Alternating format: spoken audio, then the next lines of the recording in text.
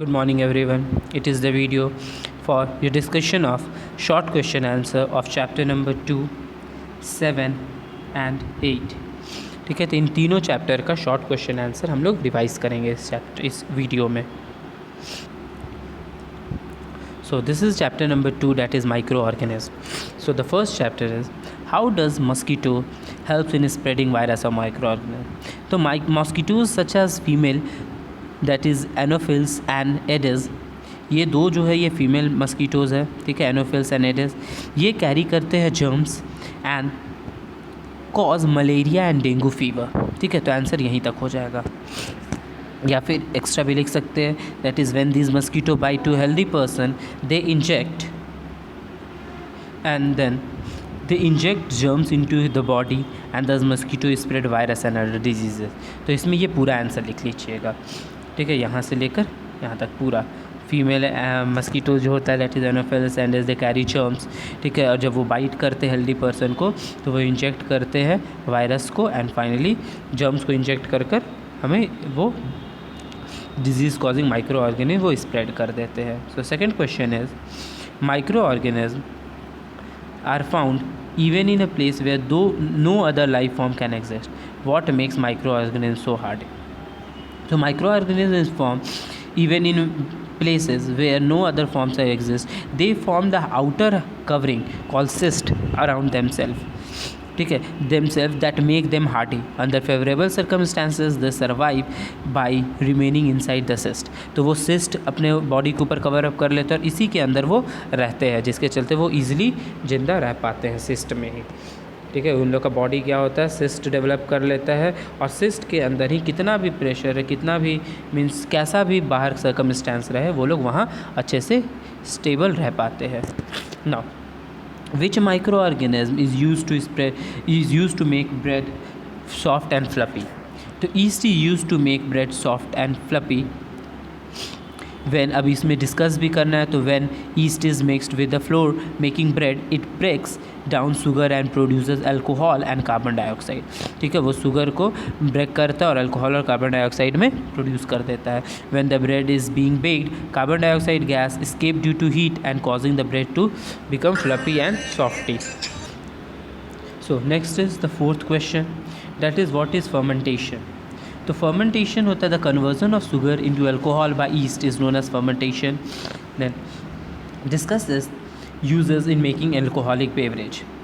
तो the process used to preparation of alcoholic beverage like beer and wine. Beer is produced by the fermentation of sugar in germinating barley and wine is prepared from the fermentation of sugar in grapes. तो जो beer है वो barley से produce होता है और जो wine है वो ग्रेप से बनता है. So next question is how do virus cause diseases. तो a virus enters the living cell of an organism. ठीक है, वो एंटर करता है हमारे बॉडी में and uses the resources inside the host cell for its reproduction. It duplicates itself, then the host cell dies and finally bursts. The newly formed virus released from that cell starts invading the other cells and this process of repeating in this way many cell host organisms are destroyed. जो host plant organism होता है वो मर जाता है और cell अपने आप को, जो वायरस होता है वो अपने आप को मल्टीप्लाई रिप्रोड्यूस करते रहता है. As long as the number of host cell are deployed the person will become ill. Because जितना होस्ट सेल डिस्ट्रॉय होगा उतना ज़्यादा उसमें वायरस रिप्रोड्यूस होगा एंड फाइनली वो पर्सन इल होता जाएगा. ठीक है, question number 6, how does vaccine work. तो vaccines are produce from a dead and weaken microorganisms such as bacteria and virus. When vaccines are administered to person, his body produces antibodies. तो simple क्या है, हमारा body जो है ना वो antibodies produce करने लगता है विच फाइट अगेंस्ट पैथोजेंस. जो वायरस है उसके अगेंस्ट वो लड़ने लगता है and these antibodies remain inside the body and provide protection from future attacks of micro organism. Now seventh is how does it provide us salt prevent from food spoilage. So when salt is added to food, it forces the microorganisms to lose water by the process of osmosis. Thus, microorganisms are not able to grow in the food. In this way, salt prevent food spoilage. इस चलते salt ये सब डाला जाता है क्योंकि वो microorganisms को force करता है and finally lose water करता है, जिसके कारण वो लोग फिर grow नहीं कर पाता है. Now what is dehydration? Dehydration of food means the removal of water from food. It is done by drying the food. And in what way it is done? It is done by drying of food. As water is a medium required for the growth of microorganisms, and thus this technique is useful to stop the growth of microorganisms in the food. जो water है वही microorganism को growth के लिए responsible है. अगर water होगा ही नहीं, वाटर ख़त्म हो जाएगा तो माइक्रोऑर्गेनिज्म ग्रो नहीं कर पाएगा. Last question, which organism act as a decomposer? The bacteria, protozoa, fungi, they all act as a decomposer.